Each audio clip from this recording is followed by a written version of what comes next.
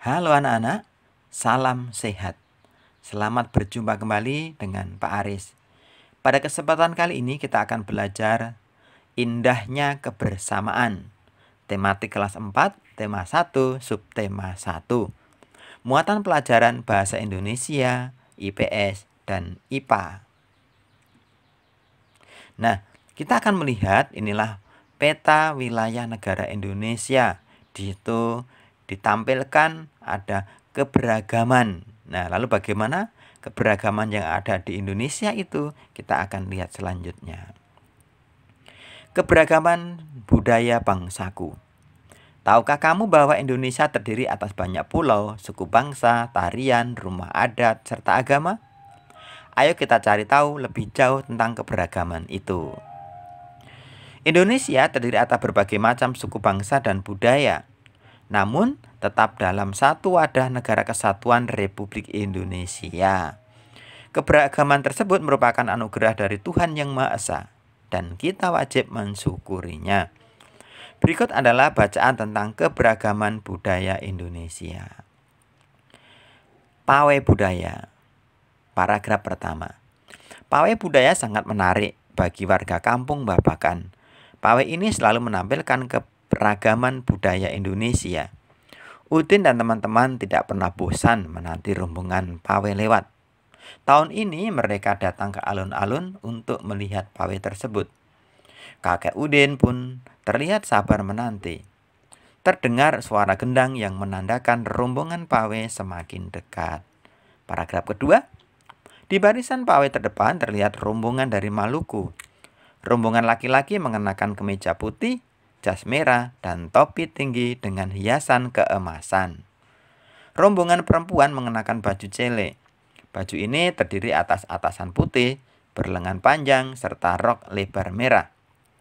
Langkah mereka diiringi oleh suara tifa, yaitu alat musik dari Maluku. Bunyinya seperti gendang, namun bentuknya lebih ramping dan panjang. Budaya Maluku sangat unik dan menarik. Baik anak-anak, kita akan melihat paragraf kedua. Pada paragraf kedua, kalimat pertama merupakan gagasan pokok, yaitu di barisan pawai terdepan terlihat rombongan dari Maluku. Kalimat itu dijelaskan pada kalimat berikutnya, kalimat kedua. Rombongan laki-laki mengenakan kemeja putih, jas merah, dan topi tinggi dengan hiasan keemasan. Nah, kemudian kalimat ketiga juga masih menjelaskan kalimat di atasnya. Rombongan perempuan mengenakan baju cele. Kalimat keempat masih tetap menjelaskan kalimat di atasnya. Baju ini terdiri dari atasan putih berlengan panjang serta rok lebar merah. Kalimat kelima juga masih menerangkan kalimat di atasnya. Langkah mereka diiringi oleh suara tifa, alat musik dari Maluku. Kalimat keenam, bunyinya seperti gendang, namun bentuknya lebih ramping dan panjang. Kalimat ketujuh, budaya Maluku sangat unik dan menarik. Jadi pada paragraf kedua, kalimat pertama merupakan gagasan pokok yang dijelaskan oleh kalimat kedua, ketiga, keempat, kelima, keenam, dan ketujuh yang merupakan gagasan pendukung. Kita akan lanjut ke paragraf ketiga. Budaya Bali terkenal karena bunyi musiknya yang berbeda. Rombongan dari Bali membunyikan alat musik daerahnya, cengceng namanya. Alat ini berbentuk seperti dua keping simbol yang terbuat dari logam. Nyaring bunyinya ketika kedua keping ini dipadukan. Paragraf keempat. Rombongan dari Bali diikuti oleh rombongan dari Toraja. Wanita Toraja memakai pakaian adat yang disebut baju poko. Rombongan laki-laki menggunakan pakaian adat yang disebut sepa talung buku. Rombongan Toraja membunyikan alat musik khas mereka, Pak Pompang namanya. Alat musik ini berupa suling bambu besar yang bentuknya seperti angklung. Unik bentuknya, unik pula bunyinya. Budaya Toraja sangat menarik untuk dipelajari. Kita akan kembali melihat pada paragraf ketiga. Di sini kalimat pertama merupakan gagasan pokok yang dijelaskan oleh kalimat kedua, ketiga, dan keempat yang merupakan kalimat pendukung. Kalimat pertama, budaya Bali terkenal karena bunyi musiknya yang berbeda. Dijelaskan pada kalimat kedua, rombongan dari Bali membunyikan alat musik daerahnya, ceng-ceng namanya. Kemudian kalimat ketiga yang juga menjelaskan kalimat di atasnya, alat ini berbentuk seperti dua keping simbal yang terbuat dari logam. Kemudian kalimat keempat yang juga masih menjelaskan kalimat di atasnya, nyaring bunyinya ketika kedua keping ini dipadukan. Kemudian paragraf kelima, Udin dan teman-teman senang melihat pawai budaya. Selalu ada hal baru yang mereka perhatikan setiap tahun. Pakaian adat dari berbagai suku di Indonesia selalu menyenangkan untuk diamati. Benar, kata Ibu Udin. Kebudayaan Indonesia memang sangat beragam, kaya, dan mengagumkan. Nah, pada paragraf kelima, silakan nanti kalian mencoba untuk mencari gagasan pokok dan gagasan pendukungnya ya. Moga-moga kalian bisa. Kita akan lanjut. Setiap bacaan biasanya terdiri atas beberapa paragraf. Setiap paragraf memiliki gagasan pokok yang didukung oleh gagasan pendukung. Gagasan pokok adalah ide utama yang dibahas dalam suatu bacaan. Dapat berupa kalimat inti atau berupa pokok paragraf.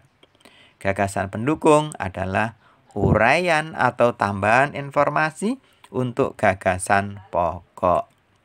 Nah, berikutnya kalian bisa berlatih setelah membaca bacaan tadi.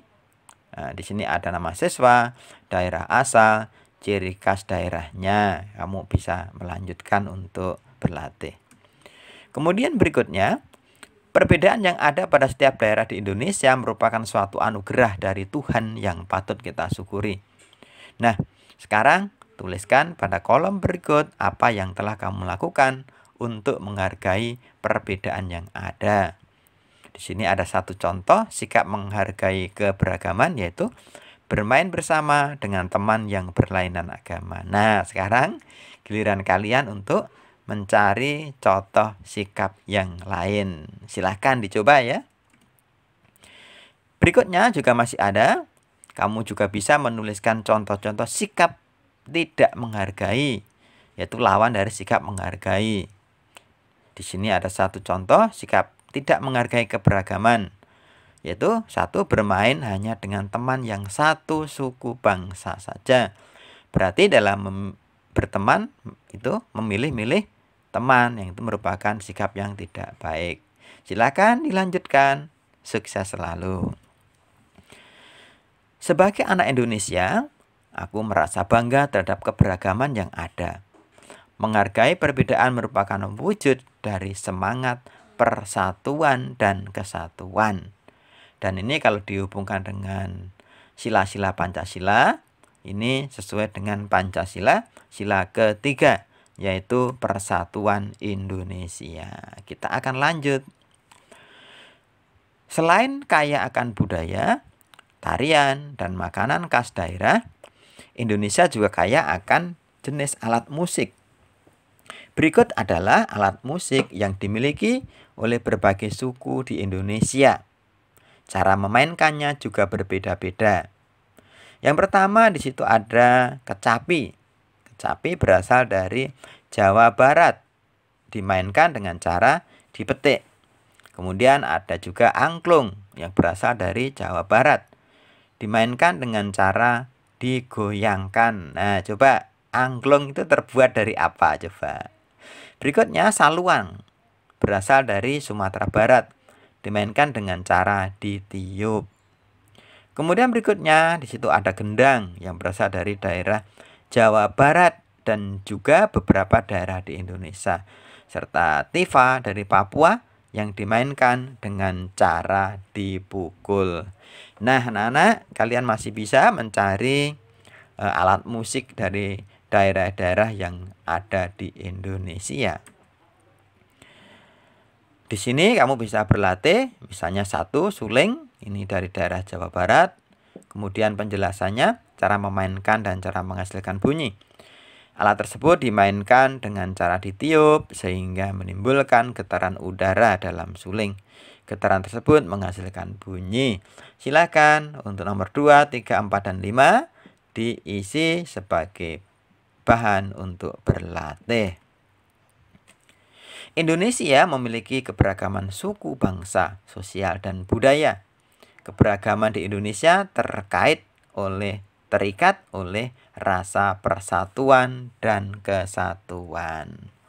Nah, selanjutnya kita akan melihat ada beberapa gambar di sini yang merupakan apa ya? Dari gambar itu kita bisa melihat ciri-ciri dari daerah mana itu. Pak Sami, Pak Encep, dan Pak Made, dan Pak Udin, dan Pak Nur tinggal di Kampung Babakan. Mereka berasal dari suku yang berbeda-beda. Mereka juga mempunyai kesukaan makanan yang berbeda-beda. Makanan kesukaan mereka adalah makanan khas daerahnya. Mereka juga sangat ahli dalam memainkan alat musik daerah masing-masing. Mereka menggunakan bahasa Indonesia sebagai bahasa sehari-hari, meskipun masih sangat terpengaruh dengan logat bahasa daerah mereka. Nah, dari gambar itu ini bisa dilihat ya, anak-anak ya. Mereka ini punya ciri khusus dari pakaiannya. Bahkan mungkin dari namanya saja mungkin sudah bisa dilihat, disimpulkan itu dari daerah mana. Oke, selanjutnya. Setiap orang pasti berbeda dengan orang lain, baik itu warna kulit, cara pandang, dan ide. Keberagaman yang ada adalah ciptaan Tuhan. Kita semua harus menghargai keberagaman yang ada. Keberagaman tersebut akan memperkaya kita. Coba bayangkan jika pendapat kita sama, apa yang akan terjadi? Tuhan Yang Maha Esa menganugerahkan kita indera pendengaran. Melalui indera ini kita dapat mendengar dan menikmati hasil karya seni budaya yang beragam. Ayo kita cari tahu lebih lanjut tentang hal itu. Nah, pada gambar itu terlihat seorang anak sedang mendengarkan apa kira-kira? Mendengarkan lagu ya. Bagaimana cara menghasilkan bunyi yang lebih keras atau lebih pelan? Nah, itu kan speaker ya.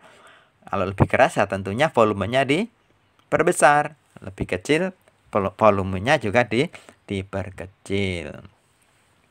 Segala macam bentuk bunyi berasal dari benda yang bergetar. Getaran dari suatu benda akan mengakibatkan udara di sekitarnya bergetar. Getaran tersebut menimbulkan gelombang bunyi di udara. Benda-benda yang bergetar dan menghasilkan bunyi disebut sumber bunyi. Bunyi dapat merambat melalui benda padat, cair, dan gas. Akan tetapi, bunyi tidak dapat merambat pada ruang hampa. Nah, anak-anak, demikian tadi pembahasan kita pada pelajaran tematik kelas 4, tema 1, subtema 1. Secara khusus pada muatan pelajaran bahasa Indonesia, pelajaran IPS, dan IPA.